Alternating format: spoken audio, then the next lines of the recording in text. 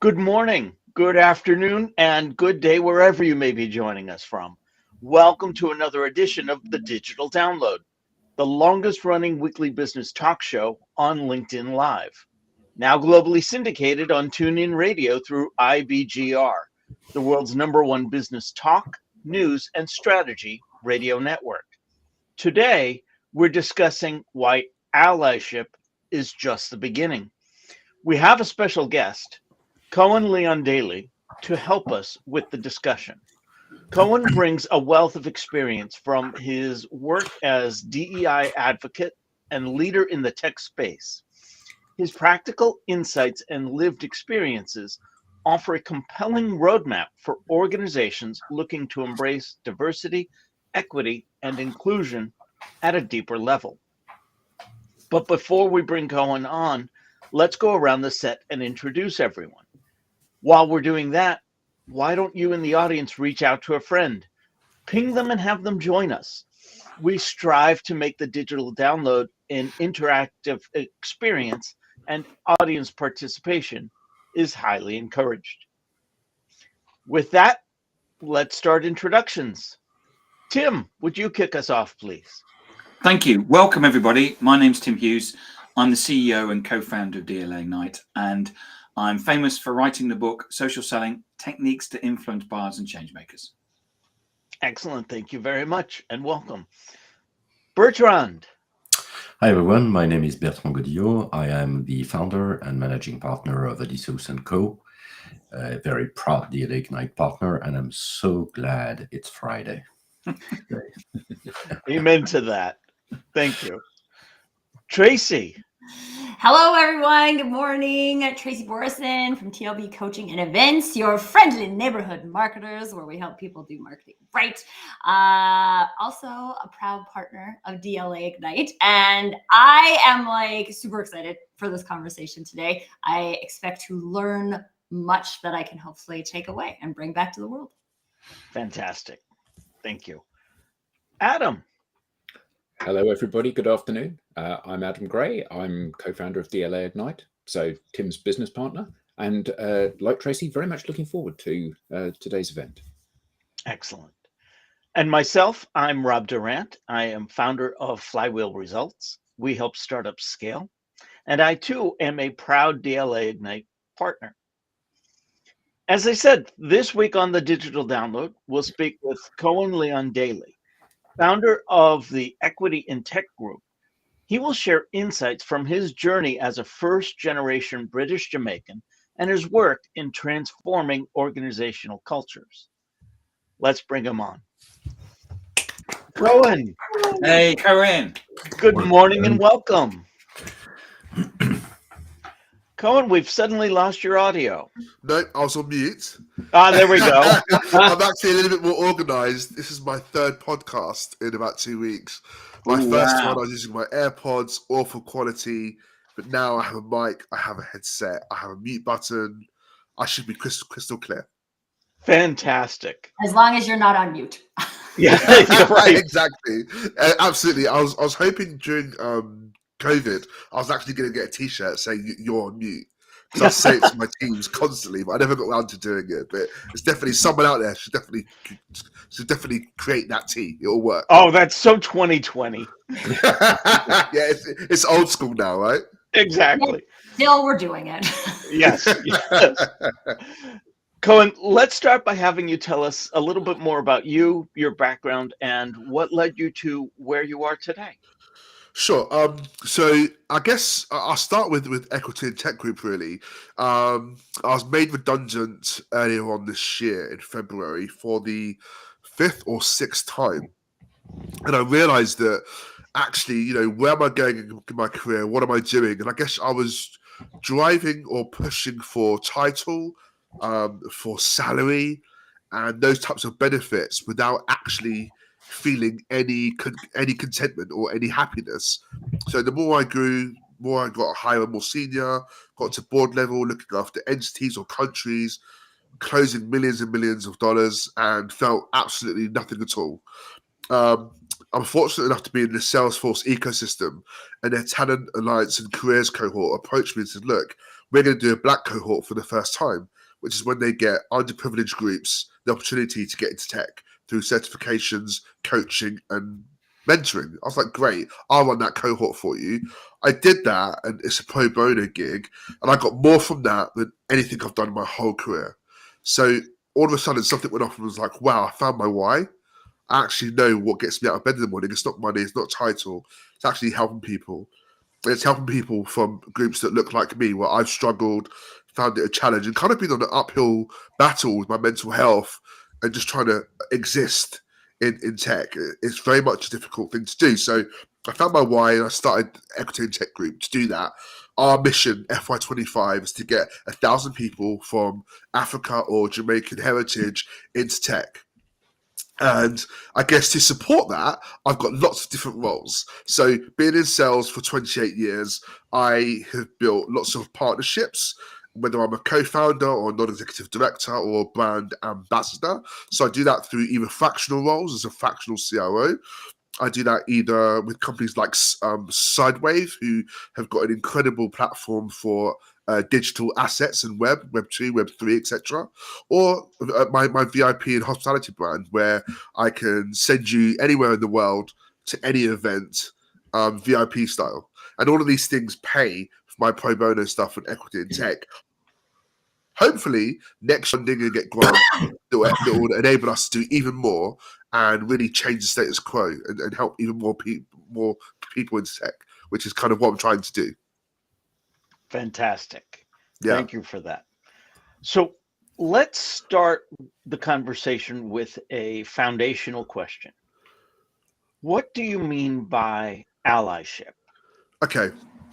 So without allyship, I literally wouldn't be in the position that I'm in today. So allyship is kind of raising your hand and doing things. It's kind of being uncomfortable, if that makes sense. So being comfortable, being uncomfortable. Often in the workplace or even in life, we see things that we know instinctively are wrong or doesn't quite agree with us, and we often don't say anything. Allyship is stepping up for people that can't step up for themselves or aren't able to without any consequences to you or to them. And for me in particular, allyship has been really through my career, I've had allies. So either someone in a senior position that I've worked in, or someone that saw something they didn't think was right, or how I was treated. And allyship meant that I could use them as a confidant. I could use them to kind of chew the fat about how I felt. They would help me move roles or get other opportunities without anyone knowing. And these people often aren't in HR or even your management. They're just people that see something to think, you know what, that's wrong. Like, I want to help. I use allyship in different ways. I'm an ally for women in tech, for example. I'm an ally for people from all underrepresented groups. Not necessarily, I don't speak for them, but I definitely will give them a platform or support them. So sometimes people get that mixed up. And I'll give you an example. I was working with, because we know often in employees, the DEI person will be someone that's gay or someone that is not white, and they just put you in this group without any kind of understanding of what that means. So me and this gay chap were in this group, and he was so passionate about supporting me, he was trying to make me celebrate Black History Month on the wrong day. So in the US, it's in April, March time. In the UK, it's obviously in October. And he was so passionate to try and help me, but I was like, dude, this isn't when I celebrate it. That's the American month. But he got really upset, but that's where allyship went too far, because he was really, not understanding, the root causes of it and what he was trying to do, but he meant well. Does that make sense? Yeah. Absolutely. So if I'm hearing you correctly, what I hear is an ally is somebody who is supporting you. Yeah. Maybe even encouraging you, but they're typically not from the same group that represents you. Exactly that. Okay. Yeah. That's why it's so important to have allyship, because if you're in a country where you're a minority, or if you're in a group where you're the minority, without allyship, you're pretty much on your own, and that can make office or work environment is really tough because you're already trying to go uphill anyway. And without allyship, it's even harder because you're even more isolated and you're even more unable to do, what you do best because you're inhibited to be yourself. And that goes nicely into covering, which we'll talk about later on. So allyship sounds pretty good. It sounds like, people, for a simplistic term, and maybe not even the best term, but the one that comes to mind, people coming to your defense, people supporting you. Yeah, I mean, it's not easy, right? Because sometimes, it's like almost going back to school, right? Or uni. You get these kind of cults of groups that run the office, or everyone goes to lunch with this person, or everyone plays golf with this chap or this girl, and you kind of get these hives. Now, if you're not in that group or hive, you might not get the promotion, you might not get the opportunities that other people get. Now, imagine if you're in this environment and you're female or you're black or you have a different religion to the main hive, you're even more of an outlier. So it's very difficult to even get a chance to be in that. Now, someone in that hive can recognize you and support you and bring you into conversations, not let people speak over you, can bring your CV into conversations around being promoted. It really changes your life. My mentors and allies through my career have literally changed my life in regards to the jobs I've got, the interviews I've had, the opportunities I've got within placements, and why I've been promoted so extensively is only because of the allies. And without them, I literally wouldn't be here today. So this episode is called Why Allyship is Just the Beginning. To me, Yeah. that implies there's more. I think there is, because, and sorry to interrupt you, Rob, is that people are almost, for example, I'll give you an example. In the Me Too campaign and everything was going on, when you see, for example, an actor like Ben Affleck, right, stood up and said, "Hey, I think this is wrong. Let's look at this." And as soon as he did that, a lot of people shut him down because, I don't know, back in the day, he did something to a female, shouted, and he got shut down really quick, which makes people inhibited to say anything because they're scared they're going to do something wrong. We're so over PC now. Can I say black? Is it coloured? And I could go on about the plethora of things we can or can't or should or shouldn't say. People are confused. So if the majority group are confused, it's hard to become an ally because you don't know whether you're sticking your leg in the right place or not. So you have to be quite a confident, normally a senior person to be an ally, because people don't want to lose their job. People don't want to lose their opportunities because they're speaking up for you. And that's kind of the hard truth of it. So it's just the beginning, because we need more allies, not just senior leaders, and we need more allies across all roles and across all different underrepresented groups. You said something I want to pick up on. You said we've become over PC. I'm going to come back to that, but I think Tim had something that he wanted to ask. Yeah, I just wanted to say that I was at an allyship event just a couple of weeks ago at Zoom. And it was really interesting because there was one of the people on the panel. She was black, and she was probably about my age, and she said that she was incredibly successful, and she said that every single step in her journey that got her to where she was today, she'd been supported by a white man. Yeah. And I think that quite often what happens is that gets lost in the discussion about DEI. Because we think, the conversations are a lot about positive discrimination and stuff like that, and I think that what white people forget is that actually we have a job to do to enable to bring everybody up to our level in terms of the privilege that we've had in our lives. Yeah, I mean, Tim, that's a really it's a difficult conversation to have.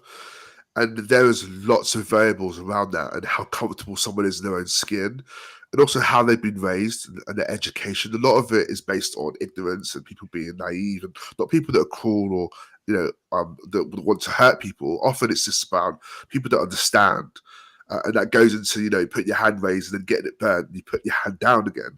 And I don't think that the white people have a job or they have to do anything. I think it's around any person from a minority group that I know don't want the chance because they're from a minority group. We just want to be at the table. We just want the opportunity. So we don't want extra chances or handout. We just want the opportunities the same as everybody else. And that, from people from poor white backgrounds can be underprivileged and not have chances that wealthy people have, right? When it comes to schooling, when it comes to getting a GP or being hired, this isn't necessarily just a race thing. So, being an ally, you can be an ally even if it's peer-to-peer, white to white, right? You see someone that is not being treated correctly or bullied or not having the same opportunities, it's just stepping up and doing the right thing based on your conscience, regardless of if it affects you or not, which is hard to do because in this climate, right, we see thousands of people being laid off, thousands of people that are unemployed.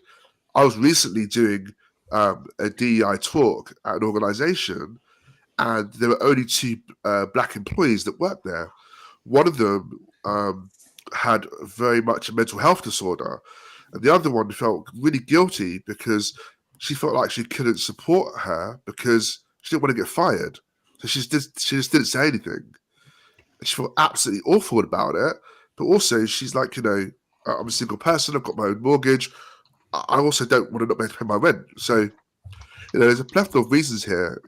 People can't just assume, oh, you're a woman, you're going to help a woman, or because you're a guy, you're going to help a guy, or because you're black, you help black, or if you're disabled, you're going to help a disabled person. It often doesn't work like that, So it is a complex subject, but hopefully, talking about it openly, where there's no stupid questions or answers, and we're all going to be coming from a good place, I'm hoping that we can help change that.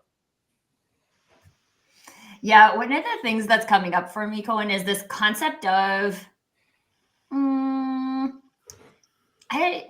don't actually know what I want to call it, but it's like the ability for an individual person to move forward through a quote unquote failure. So maybe resilience is what I'm thinking. Yeah, resilience is huge.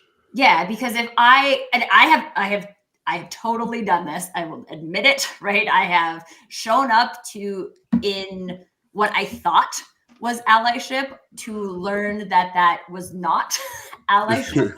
And I think it's important to be able to learn those things, though, because if we are coming from this place of being uneducated and inexperienced in what it looks like to be an ally, then we're probably going to make a mistake at some point in doing that. And there has to be that level of commitment to want to show up to do that so that you can move through it and be like, wow, I did not get it right in that scenario. Yeah. And for one, I'm super grateful for the people who have provided me with that feedback because now I can be a better ally. Yeah. Because if I didn't get that feedback, I would continue to make the same mistake. But there's wow, I got that one really wrong. And I don't want to continue to get it wrong. So how do I keep moving forward?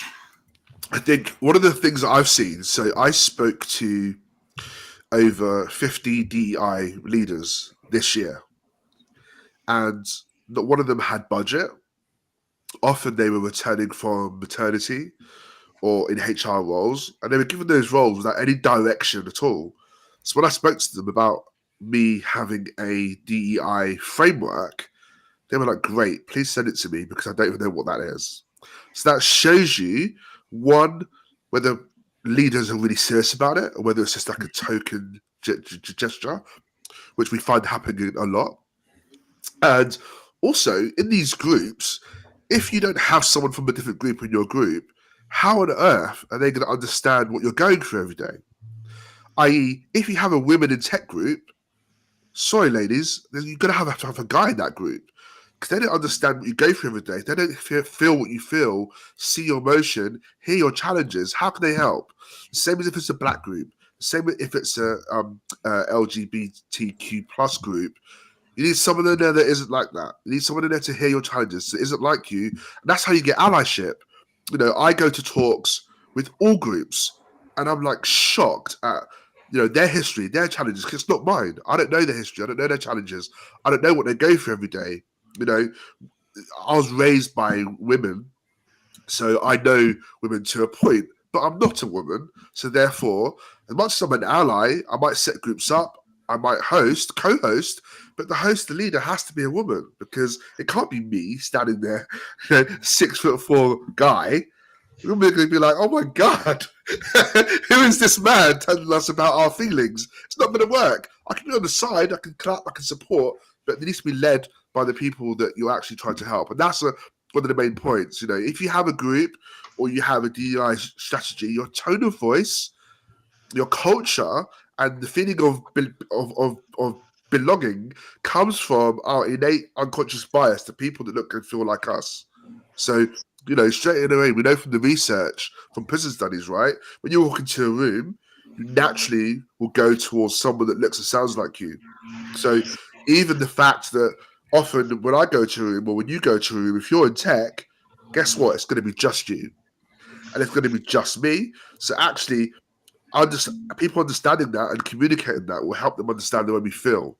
Even just going to work every day, or you know, when I go onto the tube and I go into Liverpool Street or I go into bank, I often will not see anyone that looks like me unless they are a ticket guy or they're a cleaner or they're working in a stall. They're not a VP or an SVP or a founder like me, right? It's just rare. I'm an outlier.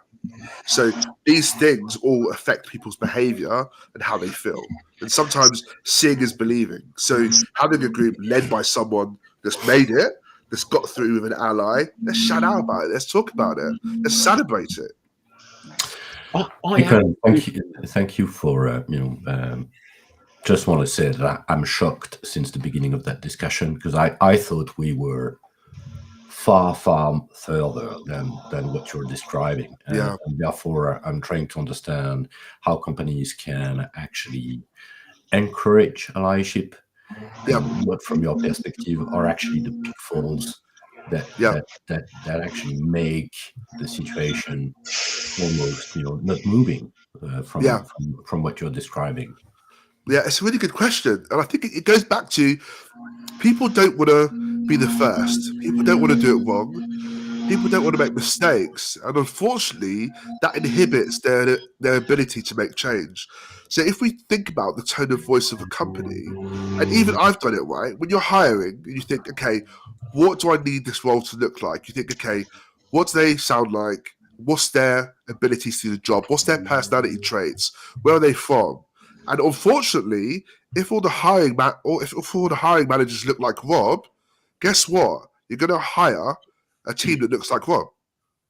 So what we need to do is actually not how they speak, not where they're from, what school they went to, so you can be that part of the alumni and high five that we went to the same school.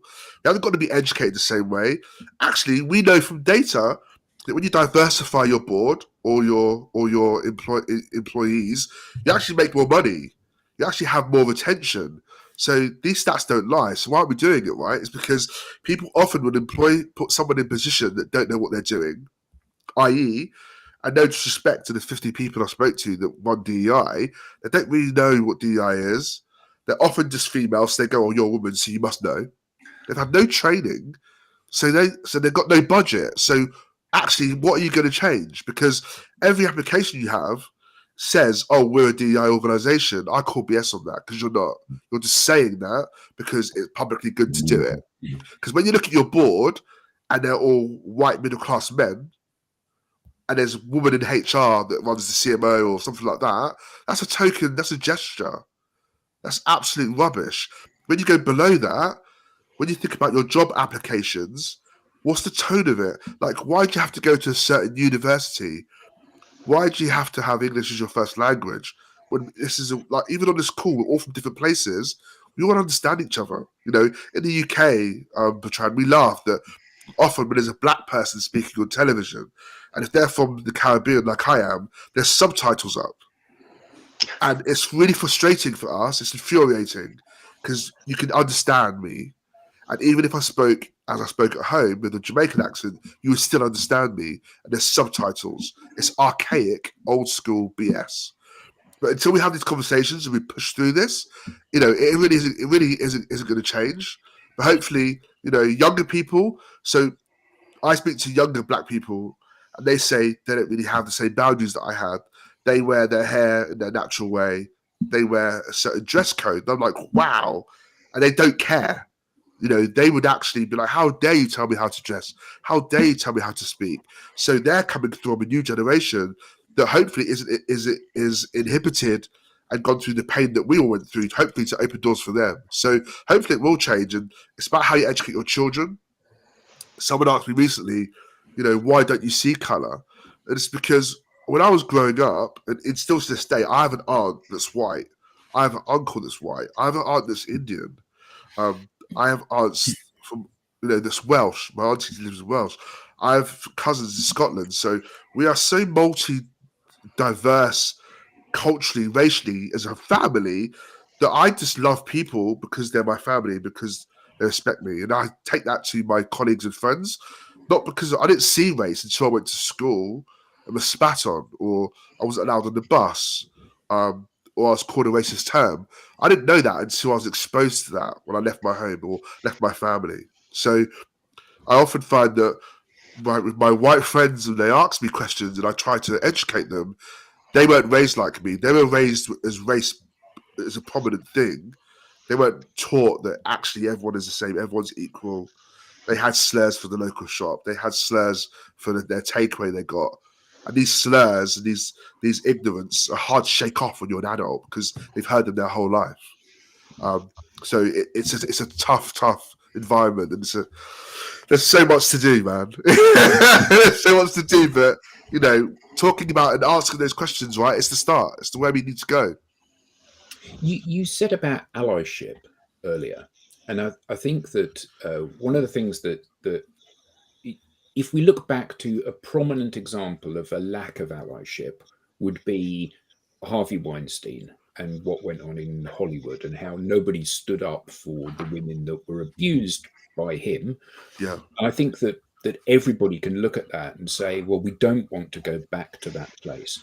yeah. And I know that people who are not like me, white, middle-aged, heterosexual, English male, Right.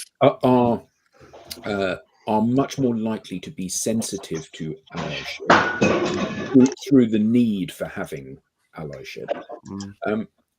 And obviously D and I departments have grown up as a result of this.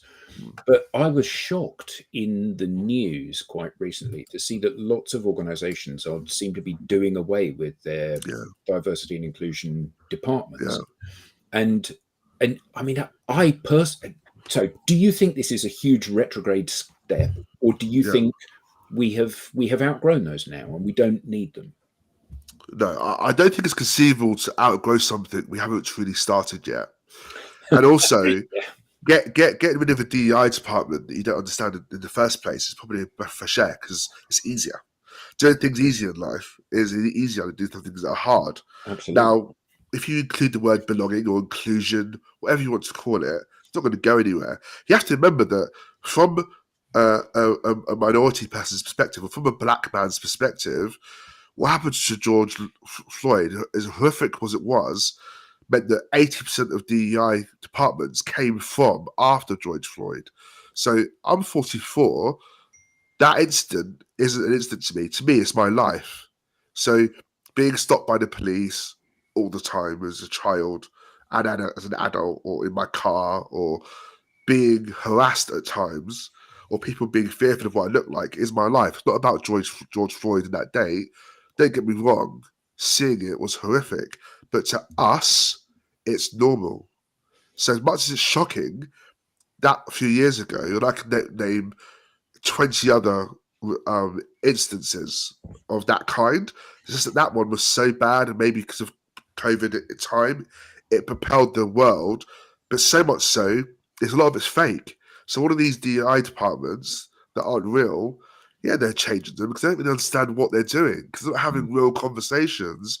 And also, sometimes it's just hard. Listen, I'm not going to go back and say about what white people have done or not done, or black people have done or not done. And there's so much confusion about racism and where it stems from. Last night, I was speaking to one of my friends I've known for 30 years, and he said to me, "Really, Co? Why are you talking about race all the time?" I'm like, okay, England football team. Let's look at the black players when they miss a penalty, and the white players that miss, and let's look at the headlines and the newspapers.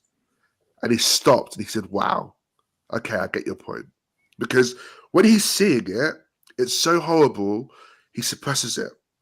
and he doesn't let it manifest into behavior because he doesn't want to acknowledge it, because then he feels bad. So he said to me, as a white male, when I see this, I feel awful. Therefore, I don't want to talk about it.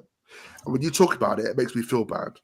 So, we need to come away from feeling bad and feeling any guilt, because every race can be bad and good. People are people.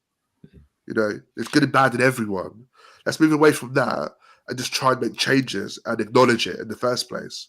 Because when you think about societal racism or systematic racism, what we're doing here today is so small, because when you read the newspaper, or I turn on the television, or I go to apply for a loan or go to a bank, there are systematical and societal challenges that I have that you won't. And you won't even see or feel that. And I don't expect you to understand it. But what you can do in your environment at work or in your peer group or friendship group, look around your group. How diverse is your group? Look around who you play the guitar with or music with. Look around your office and say, actually, am I a collaborator?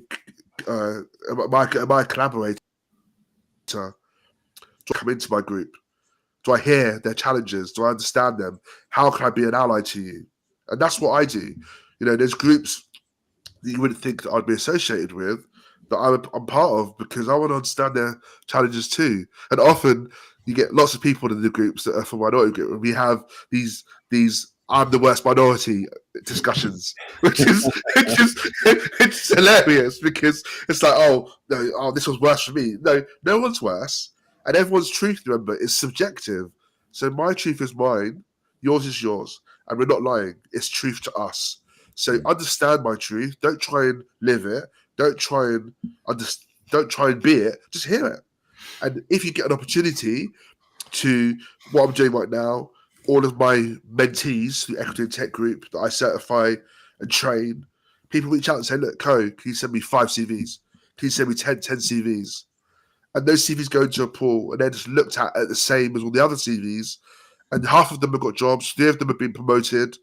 One of them is now a director, just because someone reached out to me and said, can I have a CV? Because these CVs don't get through. Because, I'll give you an example. I was working with the director, and there wasn't enough rooms in the meeting room. So I was facing him, but his laptop was facing the other way. He was interviewing someone. I could hear the person, but I couldn't see them. When the interview ended, he said, that person isn't going to work. And I was like, wow, they sounded great. Why? He's like, I don't know. They said this just didn't sound right. I didn't feel comfortable. Well, that's really odd. I said, well, I understood them really clearly. And he said, well, they just don't sound like us. And I said, interestingly, I said, well, what does us mean? And he paused. He said, well, actually, okay, you didn't sound like me. I said, well, just because I speak in a certain way doesn't mean that you can then diminish who I am who my culture is. That chap was brilliant. And he basically had a bias because of how he spoke. And he didn't realize he had that bias. So if I wasn't sat there, that person wouldn't have got another chance. This happens a lot. Unconscious bias is really powerful. But if we can acknowledge it and not get in trouble or fired or called out for it, but then understand it, then we can move forward and we can change. But everyone has that unconscious bias. Our brain does that automatically because of the amount of information that we get. We have to make fast decisions. So we can't stop unconscious bias, but we can pivot and be agile about what we think and do the right thing based on common sense. Does that make sense? Perfectly, yeah. Flo's question. Yes. Flo Labrato, former guest of the show, asks, Cohan, what are your thoughts on ERGs balancing safe affinity versus being open to allies and education of allies? Ooh, wow, that's a great Thanks, question. Yeah, I think, listen, you have to have an environment where you feel safe and a platform to be able to even do any of this stuff. But I think that, I went to a women's Salesforce Women in Tech event once where they never have men invited. And when I attended it, it was almost like a male bashing event. And even some of the females that I brought with me felt uncomfortable. So I think there's a balance. Yes, there has to be an environment where you feel safe and you feel like you can be open and secure and be free, but also you have to also have it open again for people not from that group. Otherwise, how are they going to understand the challenges of what you go through and who you are? So I think anyone could be negative and nothing. I don't think this comes from hatred. I think it comes from misunderstanding. And I think that if you get all of one group together, whether it's the lads, whether it's the girls, whatever race you are, it gets clicky, and then you get a lot of BS in that group. You need someone in there that's going to be like, hey guys or girls or whoever you are, this isn't right. This is because otherwise, if you segregate yourself from everyone else, you're causing the same problem as everyone else is doing. Does that make sense? I mean, it makes sense to me based on some of my experiences because like when I entered entrepreneurship, there's all of these communities for women entrepreneurs, right? Yeah. And all of them are only women. And like, sure, it's kind of like a BNI thing. They're just all working together to give each other business. And that's one thing. But if we're actually going to forward the conversation of women in tech or women in leadership or things like we can't keep this in a silo. We have to open it up. And so I do think it's important to, yes, create that safety, but also when does safety become segregation? Exactly. And pay attention to that.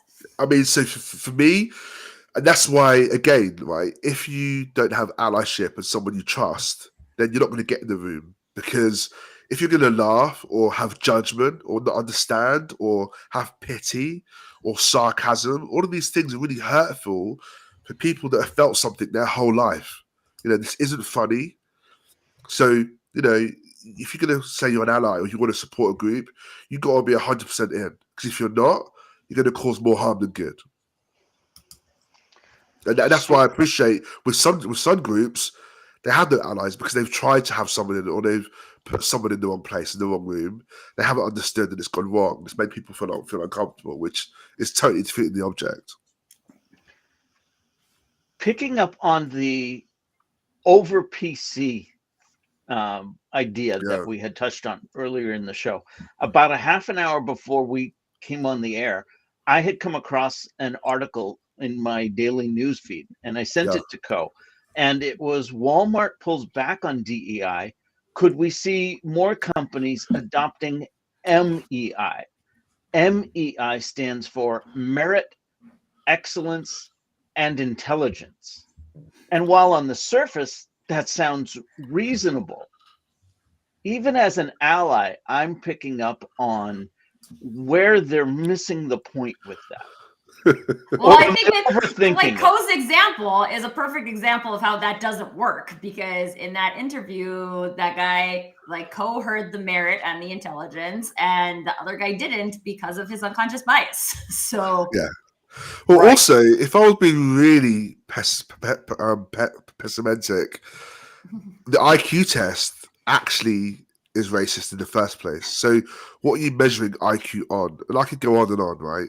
And listen, there is a lot around how you hire someone. So I speak to VCs at the moment around the same old board that they get to restart these companies. And we have these fractional services. We're a fractional CMO, fractional CRO, and legal. We're all different races, different sexes, etc. But our diverse board could really propel them differently and give them a different opportunity, right? They always use the same people all the time. So there is a lot around actually going through hardship, going through trials and tribulations, make you a good leader because you understand what it's like to go through something that's difficult or painful or confusing, and actually makes you better at dealing with stress. So these are all good things that we all go through that we could bring to the board or bring to opportunities. But how you measure something is always the problem. And every test, because they were created at a time of ignorance or misinformation or miseducation, every merit or personality trace test or education test often uses language or words that are for white or Caucasian people and nobody else, especially men. Therefore, they always score higher than everyone else. So if the testing isn't fair, and you're using that as a test, again, you're not giving us the same opportunity. So that article is the biggest BS, without swearing, frustrating thing I've seen. But I understand that, listen, I have friends that say, I don't want to hire someone just because they're a woman, or because they're black, or because they're not straight. And I'm like, no, you're not understanding the point. These people don't want to be hired because of their creed or their sexual orientation. They also want to be given the chance. And when they get that chance, they don't want to be treated differently because of that. That's the point. They're not being treated any differently from your other colleague that looks like you. That's the point here. Not given the opportunity because they've got a different sexual orientation or because they're a woman. It's like, no. Look at every single organization in the world and look at what roles the women have. It's an absolute joke. Let alone look at the roles they have and look at how they're paid. That's why people don't publicize their earnings. That's why people don't publicize their DEI stats. Because guess what? They don't have any. Or the women aren't being paid the same as men.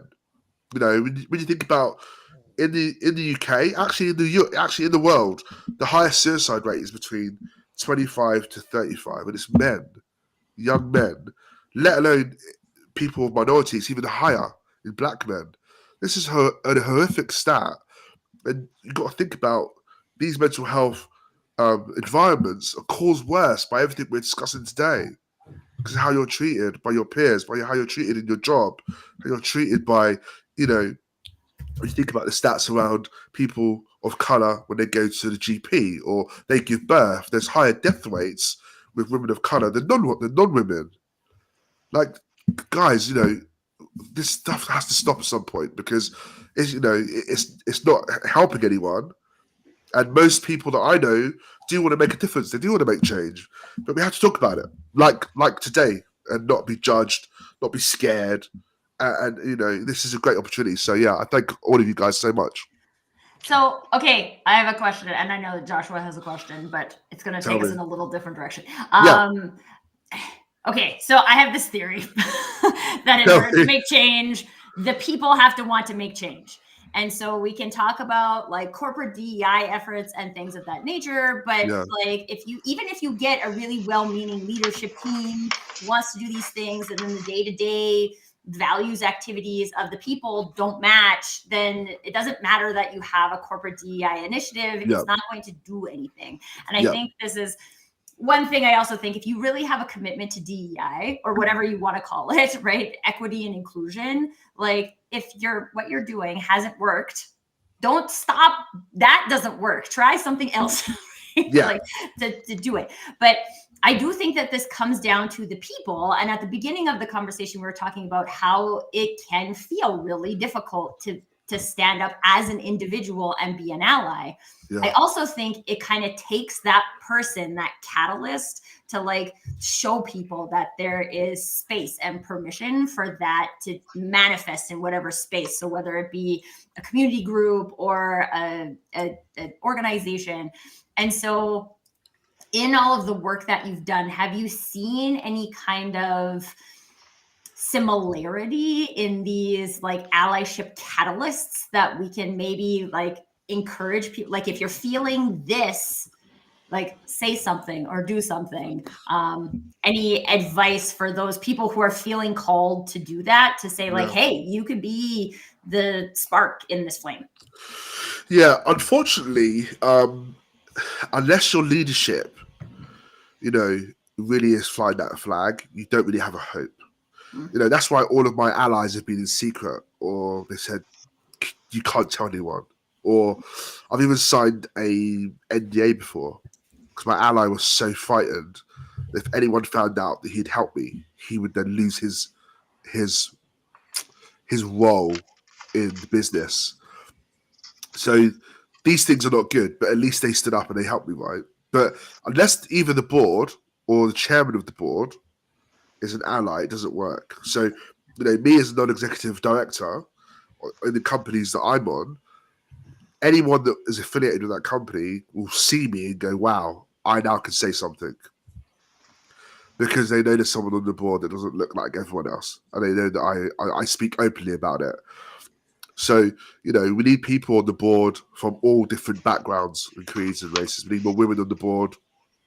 You know, only I think 24% of boards in the UK are diverse, and that percentage is women. And people that aren't white, I think it's even less than that. It's like 12. So with those stats, it's very hard to put your hand up and shout out, right? Because you're likely going to be shut down.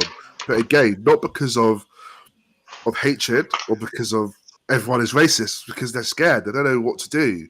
They don't know how to. They don't know where to start. I've been doing some really cool things around just getting a board in a room and we do a round table. And I'm like, ask me anything. Ask me the most horrible thing you can think of. Ask me. I'm like, that's not offensive, but we say it like that. You know, people don't know why can't I say coloured? Why is it black? All of these questions. But also, you know, don't ask to touch my hair. Don't ask what I eat every day. You know, you can't touch my hair. You can't ask what I eat, and you can't ask why I speak in the way I speak, or they're shocked how I speak, or that I've got a neuroscience degree. I could go on and on and on. These things are called microaggressions, and microaggressions are really frustrating for people from minority background or from a marginalised group, because we get it every single day, guys and girls. It's like, come on. But ask these questions in the open, I will shut them down, and we can move on. Because if I was offended or if I got upset, I wouldn't leave my house. So it's like we can all, you know, put our big boys, you know,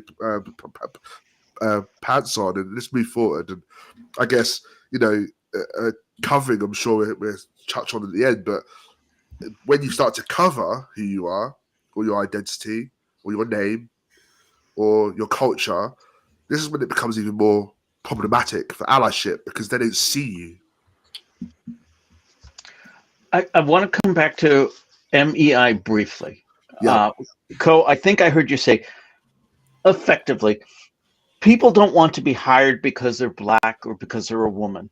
So if I'm reading between the lines, even those benefiting from DEI initiatives probably think MEI, based on merit, excellence, and intelligence, sounds pretty good. It sounds objective, not subjective. But what I think I also heard you say is the benchmarks that are supposedly objective were built upon and subject to unconscious bias. Exactly. So is there Exactly. a way to fix that? Is there a compromise where we can base it on merit, but the benchmarks we're using to evaluate merit I mean, Rob, for our differences? the fact that we're even discussing that someone should get a job on merit, isn't that hilarious? Isn't that why we all have jobs?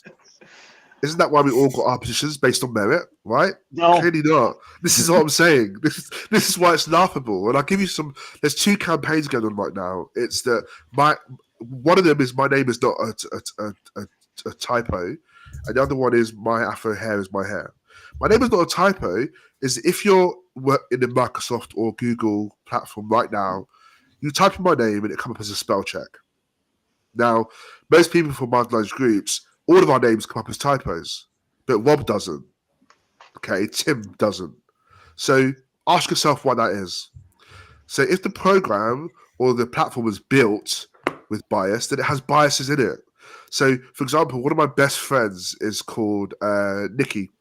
She's a white female, very successful. She calls me Chan. She calls me Chan because when she hired me, she typed Cohan into Word. It came up as CHAN, and Chan is stuck forever.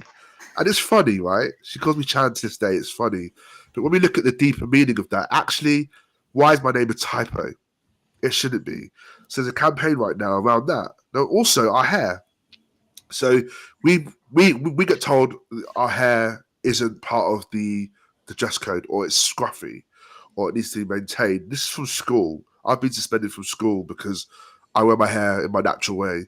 My children have been put into isolation because of our hair. There's a case going on right now in England where a child was expelled because they have dreadlocks in their hair. Now, these are things that are going on right now that are live. And this is why it's such a difficult thing, because if we can't even wear our hair in the natural way, we can't even type our name into the same platform as you do. Where do we start? I had an AI brand come through to me recently, a fantastic brand, and they were looking at using AI to send voice notes over LinkedIn using an algorithm. I was like, great, but what voice would you use, and also what names could it pronounce? And he was like, we've tried it and tested it on loads of names. I was like, great, type my name in. Guess what? It can't say it. Okay, type in 20 other names. Guess what? It can't say it. Now, this chap was an entrepreneur. He wasn't racist. He wasn't a bad person. He was just ignorant to the fact that not everyone sounds and looks like him and has different types of names. If you're going to have a global platform and product, especially with AI, we all have to have our names. We all have to have AI, the capability to look like and sound like us. Because I'm not going to send a voice note out sounding like he speaks. I'm going to sound like me. So, with all of these issues and challenges, it's very tough. I just want to share quickly that Gloria Tabby, a friend of mine, did a great TED Talk on hair discrimination, if anybody wants to dive into that. It's a whole nother level of subjects, a whole nother hour. Yeah. Which most people just call me like, what's up with hair? It's like, it's a big thing for us. We only have a few minutes left, but we have a great question from the audience. So Sure. If you could give us the high-level answer, that would be great. We Absolutely. have Joshua Williams asking, Co, what is your 5-year vision? What does it entail? 5-year vision in regards to what, Josh? Let's take it as an open invitation to share with Allyship, us. D&I. Yeah. Where is Allyship going? I think we're not in. It's not all like doom and gloom and negative. The fact that I'm on this platform now, I'm speaking about it, the fact that how engaged you all are, as much as you can be surprised, and that's a good thing, because then you're going to have more conversations. You're going to have conversations with your peers, even with your friends that maybe are non-white. You're going to say to them, "Hey, how do I pronounce your name? Am I pronouncing it wrong? How do you like to wear your hair? Have you felt, mentioned these 5 things, have they affected you? Having these conversations with your peers in your neighborhood, to your kids, will help, right? So I'm hoping that in 5 years, we're not having these same conversations. I'm hoping that the AI advances not just under the biases that it was created for, that it gives everyone access, and that, the 1,000 people that we want to get into tech in the FY25, it's laughable. We have thousands of people from Africa and the Caribbean in tech and earning what they can earn like anywhere else in the country, right? The moment in the Caribbean, the average salary is around £12,000 a year. In Africa, it's around 18,000. The same STEM postgrad students in the UK earn £50,000.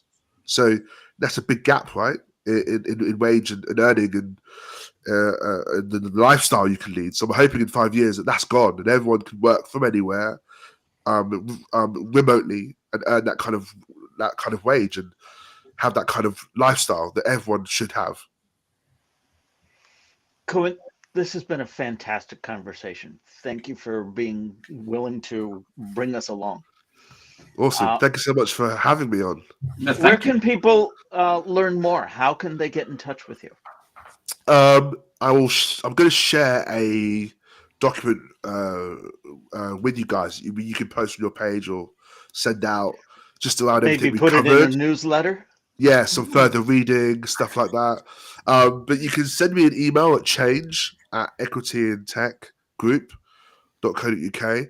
I also post my number on there too. Equity and Tech Group is on LinkedIn. Or if you type Cohan Leon, Cohan Leon into LinkedIn, I'm the only Cohan Leon Daley. So it's not hard to find me on LinkedIn, even though there's 60 million users. You'll find me pretty quickly. Connect with me.